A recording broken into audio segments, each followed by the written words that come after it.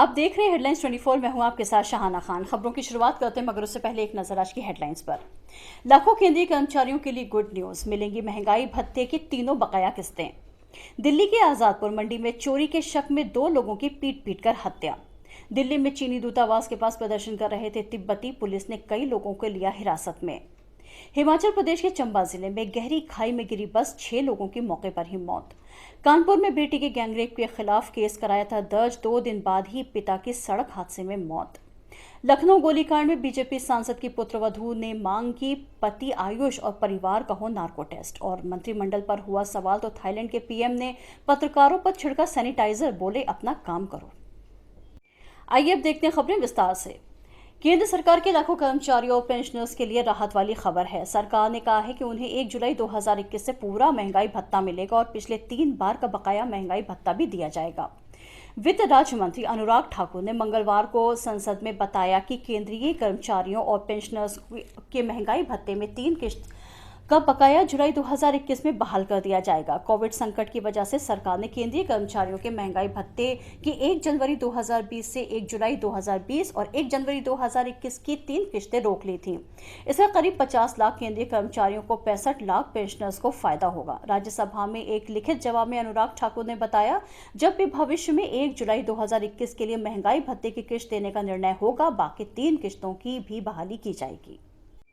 दिल्ली के आजादपुर मंडी में चोरी के शक में 2 युवकों की पीट पीट कर हत्या कर दी गई। साथ ही इन दोनों को जिंदा ही बोरी में बंद कर दिया गया था। इस मामले में कारोबारियों का कहना है कि मंडी में आए दिन हो रही चोरियां कारोबारियों और कर्मचारियों में रोष पैदा कर रही हैं।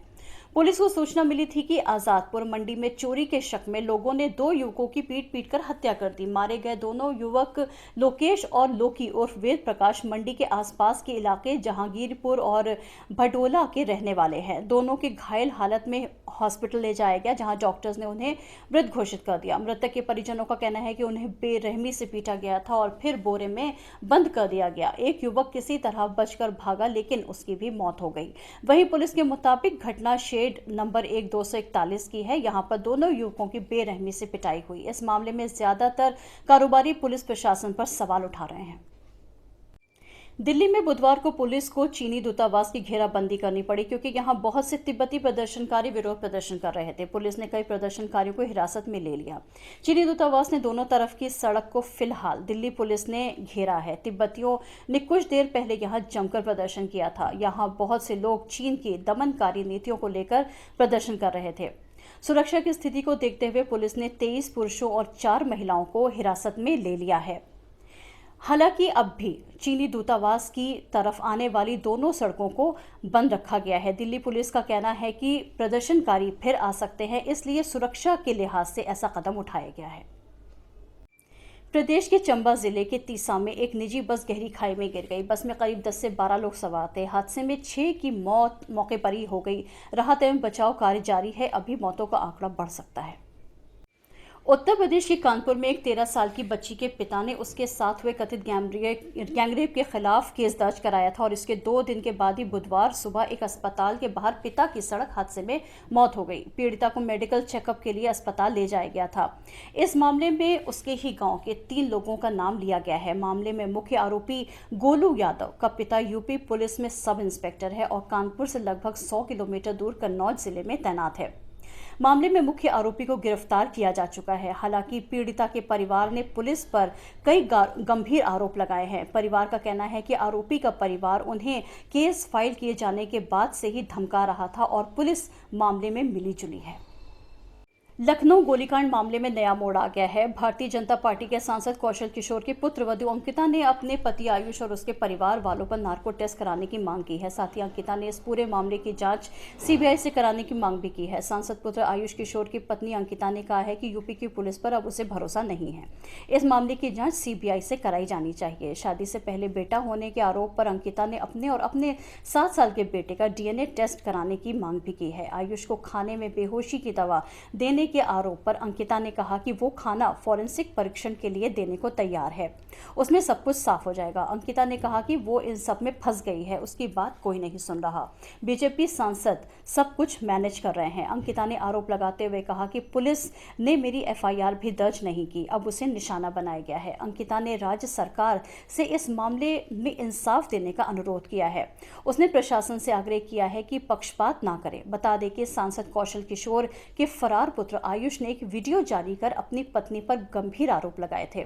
उसने वीडियो में सफाई देते हुए बताया कि उसे पत्नी अंकिता सिंह ने फंसाया है। उसने कहा कि वो सरेंडर कर देगा, उसने कोई गलत काम नहीं किया है, उसने खुद पर गोली नहीं चलवाई थी। अगर वो उस दिन घर में होता तो उसकी हत्या कर दी जाती।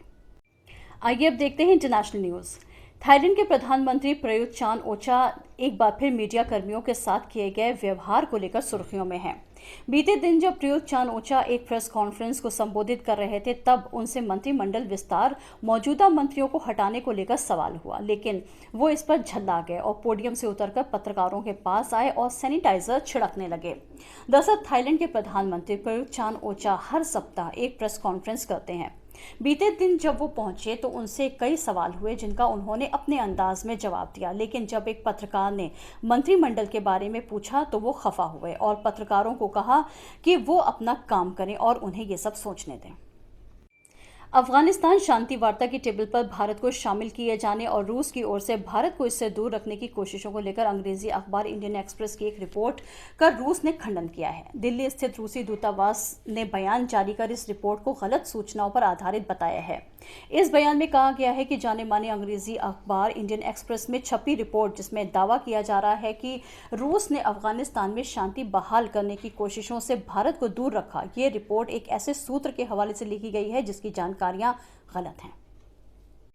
सत्ता पक्ष ना विपक्ष, हम दिखाएंगे आपको पूरा सच। आज के लिए बस इतना ही, कल फिर मिलेंगे। ताज़ा तरीन खबरों को देखने के लिए चैनल को लाइक करें, सब्सक्राइब करें, शेयर करें और कमेंट्स बॉक्स में जाकर आप हमें कमेंट्स भी कर सकते हैं। देखते रहिए हेडलाइंस 24।